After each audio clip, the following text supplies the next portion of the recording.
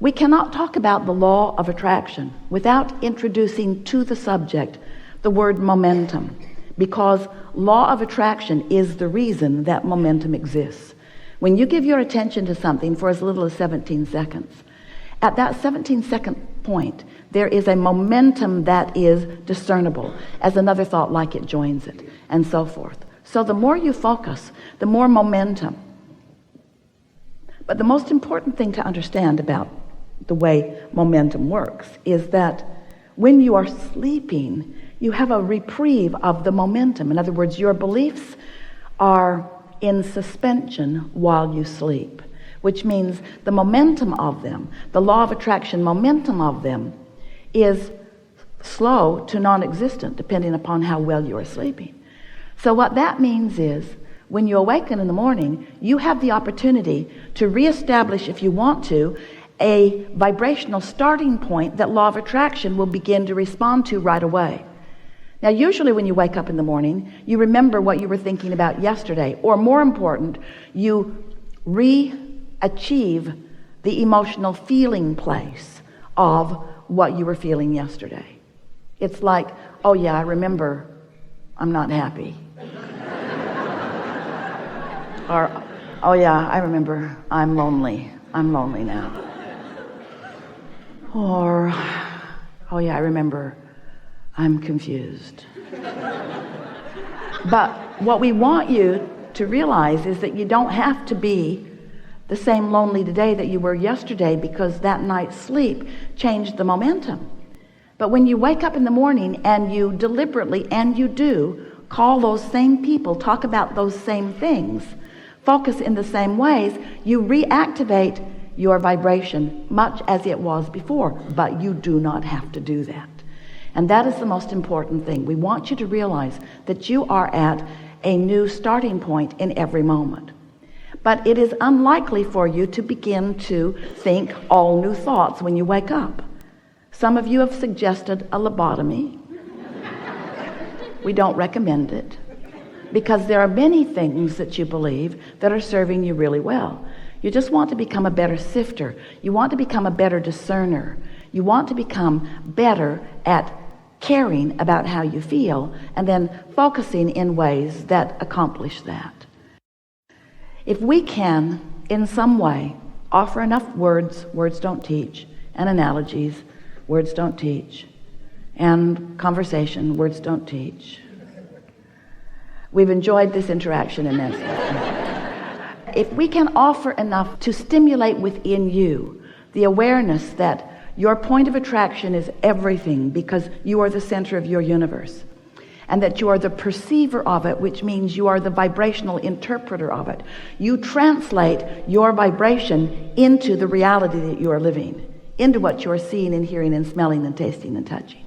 If we can convince you that since all those things are true, that the only thing that matters to you is how you feel. If you can leave this room with a new determination within you that you now, more than ever before, care about how you feel and mean to do something about soothing yourself. Esther was on an airplane last week going from Boston back to San Antonio. And there was a beautiful family sitting in front of her, a mother and a child about 6 years old, and two little twin boys who were about 2, maybe, if even. They were walking, sort of kind of talking. And they were all strapped into their 4 seats. And Esther was sitting right behind the mother. And when the airplane took off, one of the little boys across the aisle from his mother was terrified. It was probably his first flight, and the roar of the engine, the sound of the machine, the feeling of it on the runway, he was hysterical. And he wasn't spoiled, he was hysterical. He was frightened. It was a new experience, and the power of the airplane scared him.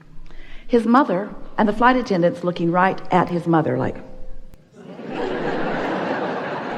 do not get out of your seat. Do not get out of your seat.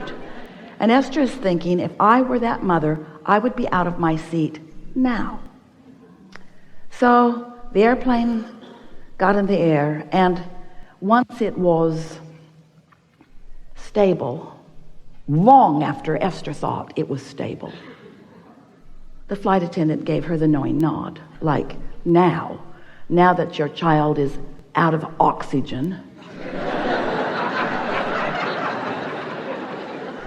So now, Mother moved over into his seat and held him tight in her arms, just tight in her arms, kissing the back of his head and holding him tight in her arms. And gradually he settled down back into his knowing that all was well. And Esther watched that, and she said to her friend sitting next to her, I want to do that with everyone on the planet. I want them to sit on my lap, and I want to hold them in my arms, and I want to say, it's okay. It's okay. Everything's okay. Everything's okay. Everything's okay. She wants to do it to herself. She wants to soothe herself into a point of attraction that allows her what she wants and deserves. She wants you to be soothed into a point of attraction that allows you what you want and deserve, because that is the only missing factor. How you feel. If you're terrified, if you're angry, if you're resentful, if you're depressed, if you're aggravated, if you're overwhelmed, those negative emotions are you beating up on you. It doesn't feel like that to you. It feels like somebody else is doing it. Esther was pretty mad for a minute at the flight attendant who was just doing her job. But it made Esther want, with everything that she is, to just make sure that she takes care of feeling good. In other words, someone asked us the best question that has ever been asked a few weeks ago. And the question was, Abraham, how do you get rid of doubt? And we said, you get rid of it before it starts, which was so annoying. Because when you're in the middle of it, that answer doesn't apply. How do I get rid of it before it starts when I've already got it? And we say, well, eventually you're going to sleep and you're going to get up tomorrow, and tomorrow you're going to soothe yourself better so that doubt never gets started. Doubt will never get a foothold if you're watching what you're doing. So Esther began applying that to herself. She woke up every morning with a determination that she was going to find a good feeling place and that she was going to maintain it as long as she could. The first day, she didn't even get out of bed before it was too late. The second day, it was better. The third day, she didn't make it through breakfast. In other words, it took quite a while of Esther caring more about how she felt than tending to emails, caring more about how she felt than tending to what was going on with other people. In other words, you've got to put yourself first. You've got to be so selfish. You have to care about how you feel, which means you have to tend to the self that you really are. You've got to find a way of closing that gap between who you're being right now and who you really are. And who you really are loves you so much, adores you, appreciates everything that you are, flows constantly to you, assisting you in every possible way. Last week, Esther came bouncing up the steps, and the step wasn't stable. When she stepped on it, it caved in, and her foot went between the step and the stage. Scraped up her shin. She stumbled onto the stage. It was funny. It was really funny. And Esther thought, for the life of me, I do not know how I went down. So Esther has a dear friend who sees energy. She always comes to the seminars in the city where she lives and sits in the back of the room because she not only likes to see the energy around Abraham, she liked to see the energy around Jerry when he was sitting at the table and the energy around you. She could actually see who was all lighted up. She knows who Abraham is likely to call on because she can read this energy. So after every workshop, she watches all of the live streams. She sends Esther an email, and she says, yeah, Jerry walked on the stage with you. And Esther says, yeah, I know. I can feel him there. And then she said, he caught you last week. And Esther thought, that's why I didn't fall down. Didn't make sense to me. I didn't have my balance. I didn't have anything close to my balance, but I didn't go down. This is the thing that we want you to understand. We've got you. But if you're not knowing that, If you're mad at yourself, then you don't let us get you. You prevent yourself from receiving the inspiration. Do you know when you yawn? That's because you need more oxygen, and we yawn you.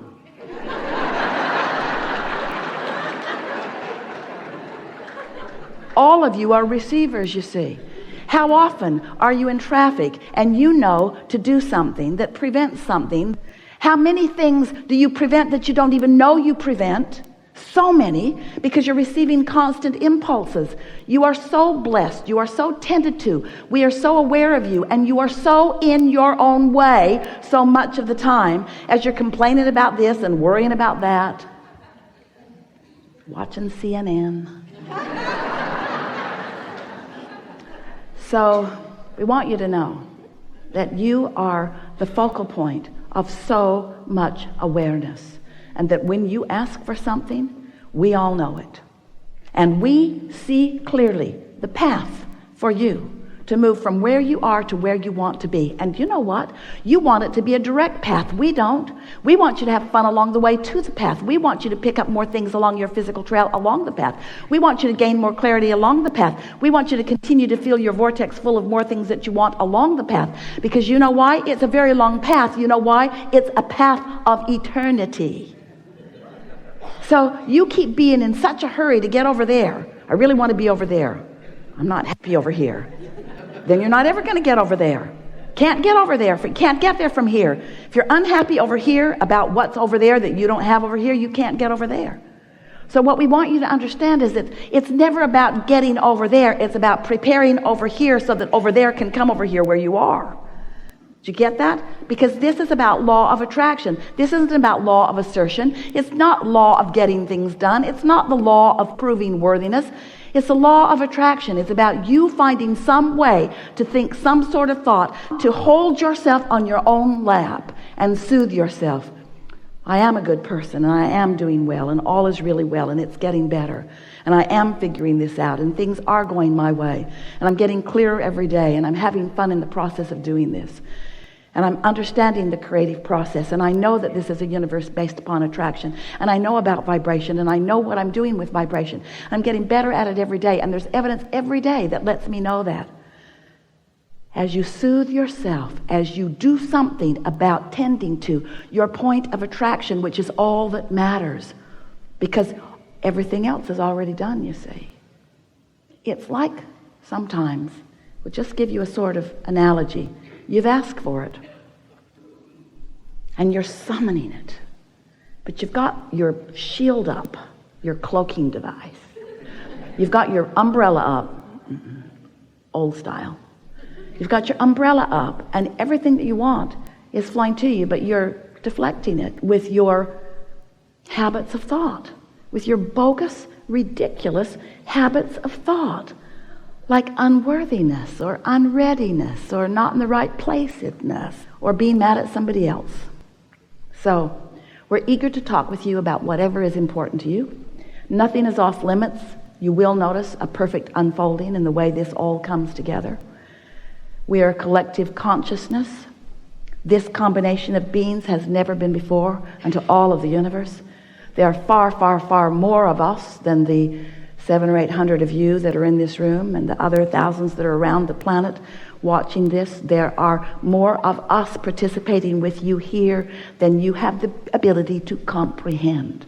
Everyone who has ever been is interested in what's going on here today. So let's have some fun. What do you want to talk about? All right, now just be real easy about this. If we don't call on you, it's all right, because we'll get to what you want to talk about.